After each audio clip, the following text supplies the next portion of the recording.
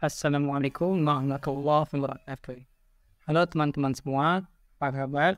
Semoga kalian selalu dalam kondisi sehat dan berbahagia. Oke, selamat datang di channel Data Mulia bersama saya Dede Kurniawan. Pada video kali ini kita akan masuk ke materi yang baru ya di mata kuliah struktur data Python. Jadi judul untuk pertemuan kali ini adalah konsep tentang sebuah array dalam Python. Tanpa harus menunggu lama, kita akan langsung saja coba membuat bagaimana sebuah array di dalam bahasa pemrograman Python. Saya akan buat dulu variabel di sini karena private singnya sama default. Kemudian variabel kedua yang isinya adalah volvo. Kemudian variabel ketiga yang isinya adalah VMware.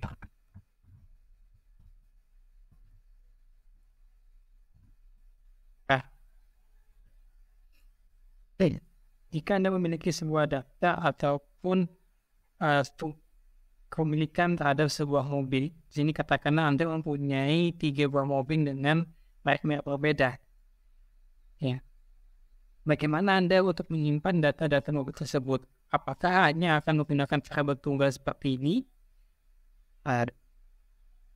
Nah, kalau seperti ini tentu masih bisa dijalankan ya ketika hanya memiliki jumlah yang limit katakanlah 3. Tapi bagaimana ketika Anda memiliki data yang jumlahnya hingga ratusan mobil? Tentu solusinya adalah sebuah array. Jadi array ini dapat dikatakan sebagai tempat penyimpanan sebuah data. Ya, kita dapat menyimpan banyak data ataupun nilai dalam satu variabel yang dikatakan sebagai sebuah array. Jadi nanti di dalam array-nya kita bisa mengakses nilai dengan merujuk ke nomor indeks masing-masing value yang ada di dalamnya. Contoh, ketika saya membuat sebuah variabel namanya adalah car, fungsinya adalah ketika nilai di atas. Jika kita membuat sebuah array, kita akan mendeklarasikannya dengan tanda kursiku. Ya. Ini kita masukkan untuk port ya.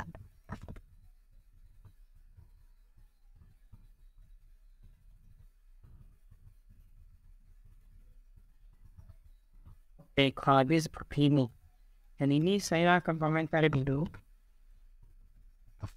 Kita akan fokus bagaimana kita inilah yang dikatakan sebagai sebuah array. Daripada kita menyimpan data-data yang kita miliki ke dalam variabel tunggal seperti hal di atas tadi, kita akan lebih efisien kita menyimpan data dengan jumlah banyak dengan menggunakan sebuah array. Oke. Jadi ini tadi adalah cara membuat sebuah array.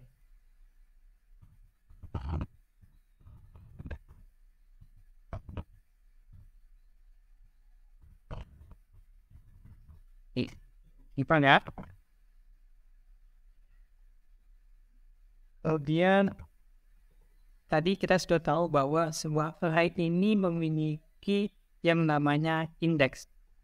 Oke, kita akan coba contohkan dari yang tadi ya, berbicara tentang mobil ya. Di sini kita mempunyai array yang disimpan ke dalam variabel cars yang memiliki 3 elemen ya.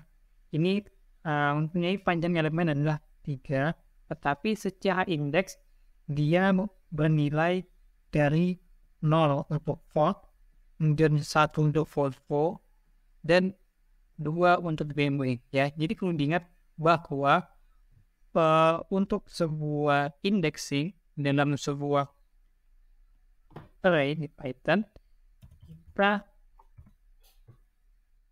mengingat bahwa indeks ini dimulai dari angka 0 ya. Di berbagai bahasa pemrograman lain juga bahwa indeks ini dimulai dari angka 0 ya. Jadi ini perlu diingat, jangan sampai lupa. Oke, kita akan mencoba untuk mengakses ya elemen yang ada di indeks ke-1 dari variabel cross. Dan jadi kalau kita akses indeks ke-1-nya, tentu yang keluar adalah 44.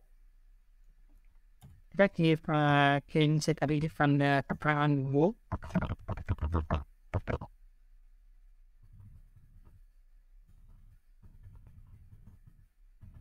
Dan seperti ini. Dan jadi ketika kita ingin mengubahnya, misalkan kita ingin mengakses elemen kedua, kita bisa ganti di bagian sini, ya. Kita enter ke Java, ya. Dia akan mengakses di elemen BMW. Ya, jadi begitu juga untuk yang indeks 0. Itu dia akan menghasilkan output yaitu 4. Ya, jadi bisa dipahami bahwa yang namanya indeks ini dia dimulai dari angka 0. Oke. Dan uniknya lagi di Python dia dapat menerima indexing dengan bernilai negatif. Contohnya ketika kita memberikan nilai indeks adalah 1. Apakah yang terjadi? Jika kita jalankan, dia akan menghasilkan BMW. Mengapa? Karena nilai negatif ini akan dijalankan dari sisi yang sebelah kanan. Ya. Jadi yang BMW ini akan bernilai negatif 1, kemudian yang Volvo-nya ada negatif 2, ya. Tentu yang vote-nya akan tetap 0. Ya, jadi yang sebelah kiri tidak akan pernah berubah, indeksnya adalah 0. Ya. Jadi kurang lebih seperti itu. Itu tadi ada cara untuk mengakses sebuah elemen di dalam array. Kemudian kita jalankan lagi, kita akan coba lagi bagaimana cara melihat panjang dari sebuah array. Oke, kita masih akan menggunakan array kita tadi, dan kita bisa tuliskan di sini di bagian outputnya sebuah fungsi yang bernama learn. Itu yang akan kita panggil adalah variabel daripada variabel var. Kalau kita akan jalankan, itu hasilnya adalah 3.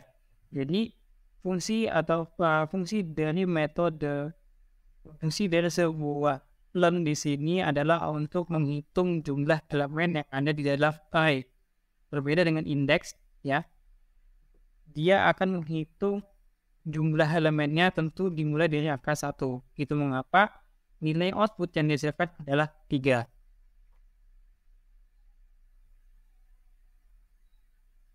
Jadi hasil pengembalian dari metode learn di sini adalah jumlah elemen dalam sebuah array.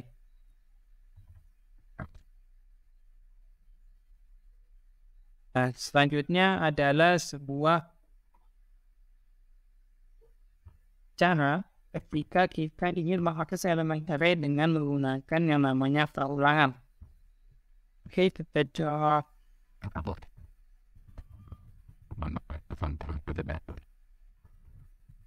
Saya berikan keterangan dulu.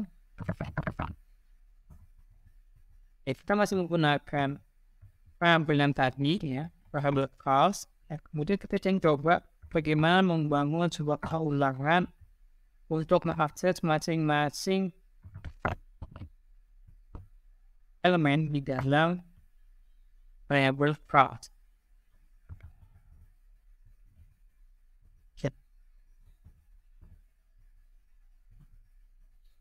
Nah, jadi kurang lebih seperti ini, ya.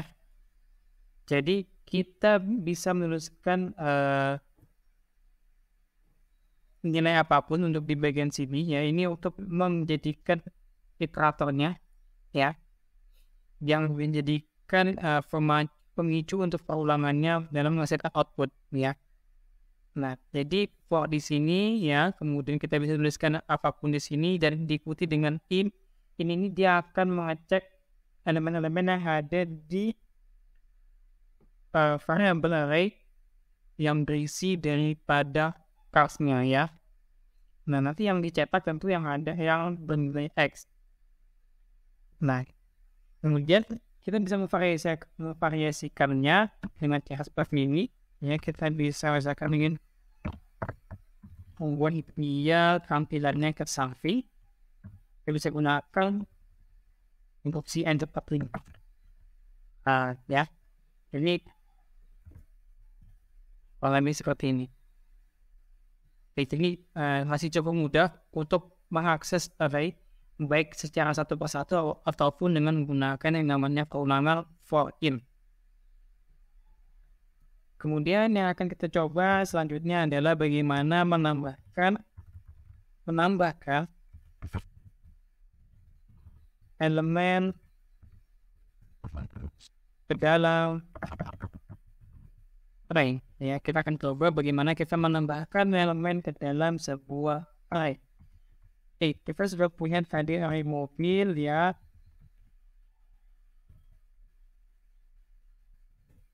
Di sini kita akan coba tambahkan. Pertama, kita bisa menggunakan yang namanya fungsi append untuk menambahkan item ya ke dalam sebuah variable array. Kita akan coba bagaimana cara untuk menambahkan sebuah elemen baru ya dengan menggunakan fungsi append. Tadinya simpakan kalau seperti ini kita coba masukkan merek Honda ya. Jadi kita akan lagi.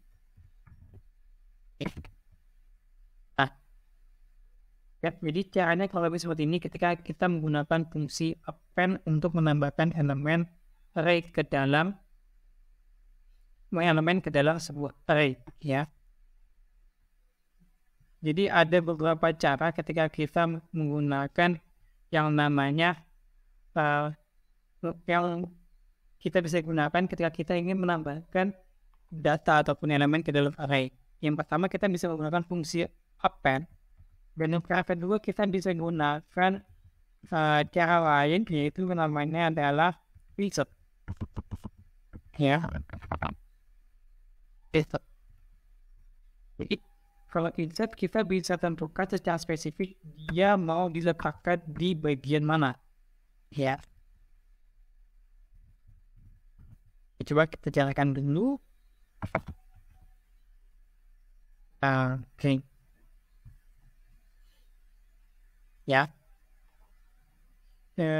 Mungkin kita akan coba dia di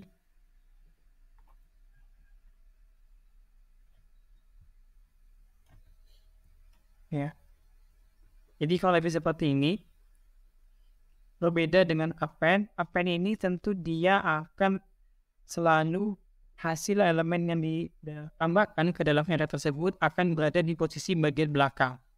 Berbeda dengan insert, kita bisa menentukan posisi secara spesifik ketika kita ingin menambahkan elemen baru ataupun mengubah elemen yang ada di dalam sebuah array. Ya, jadi kita bisa menuliskan posisinya terlebih dahulu diikuti dengan value yang akan kita masukkan sebagai elemen baru ataupun elemen yang akan diubah.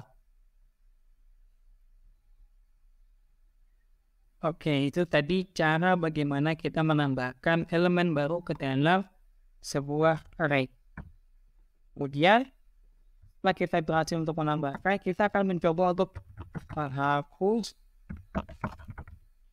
elemen ya di dalam array.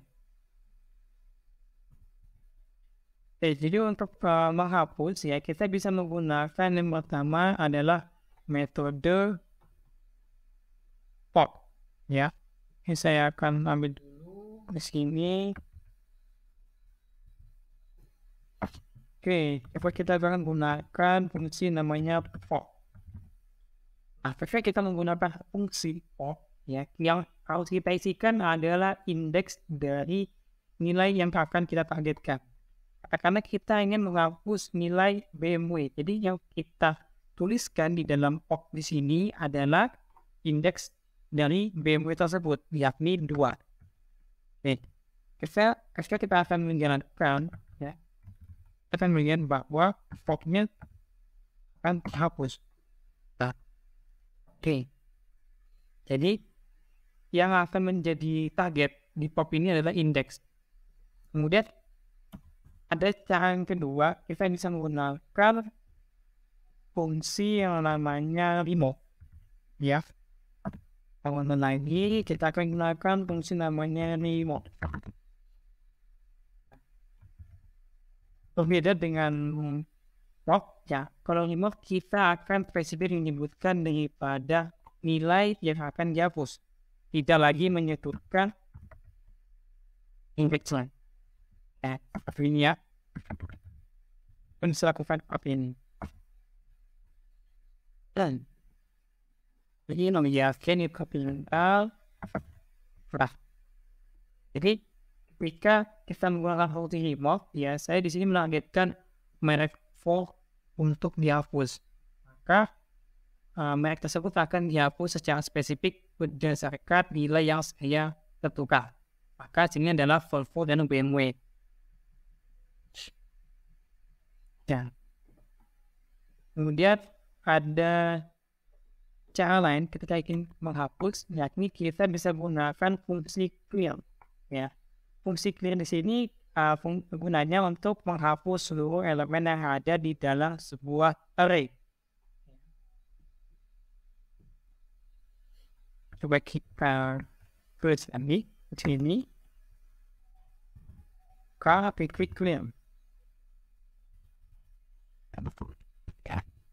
Nah, penyusunannya kalau seperti ini. Ketika kita coba menambahkan outputnya, maka kita akan lihat bahwa variabel yang terakhir kita deklarasikan telah dihapus seluruhnya item yang ada di dalamnya, ya, dengan fungsi clear tersebut. Jadi kita tidak perlu menuliskan apapun karena kita ingin menghapus seluruh data yang ada di elemen. Sampai sini masih bisa dipahami, insya Allah masih bisa ya. Kemudian kita lihat bagaimana cara untuk mengcopy sebuah array ke variabel array lainnya. Ya, kita kasih komentar dulu. Oke, sini. Karena saya ingin mengcopy variabel kali ini ke variabel baru yang namanya Soho.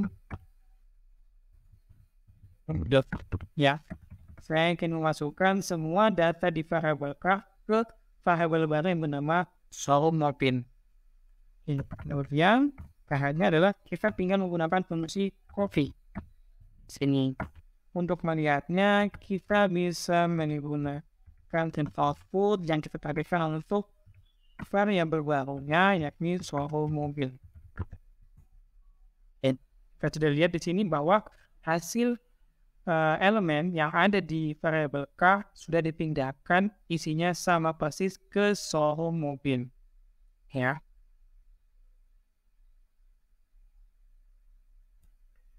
Oke, cukup mudah ya. Kemudian yang terakhir di sini kita bisa menggunakan metode lain seperti reservoir ataupun sort.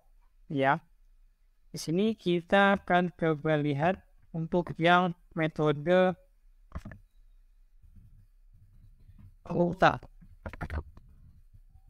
atau ini adalah sort. Oke, katakanlah di sini saya punya variabel angka yang isinya adalah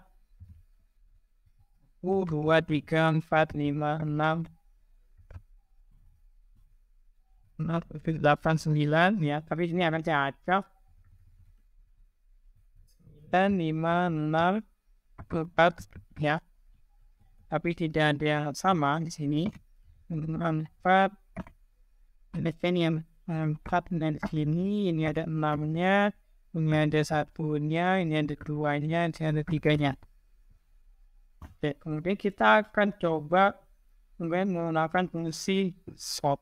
Ya, kita akan lihat Sini kita akan langsung ketikkan privat ya angka untuk kita sortir ini seperti ini. Oke, ada yang salah sedikit di sini.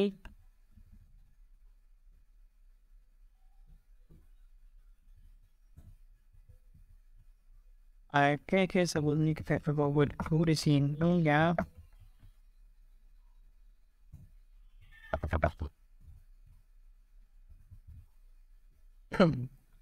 Kemudian kita masukkan. Di sini contohnya sudah terlihat ya. Ketika kita menggunakan fungsi sort, maka di sini angka yang tadinya acak di dalam variabel angka akan diurutkan dari yang terkecil hingga yang terbesar. Nah, itu tadi cara untuk ya mengurutkan data ataupun elemen yang ada di dalam array. Kemudian kita bisa gunakan ya fungsi yang terakhir itu adalah receiver.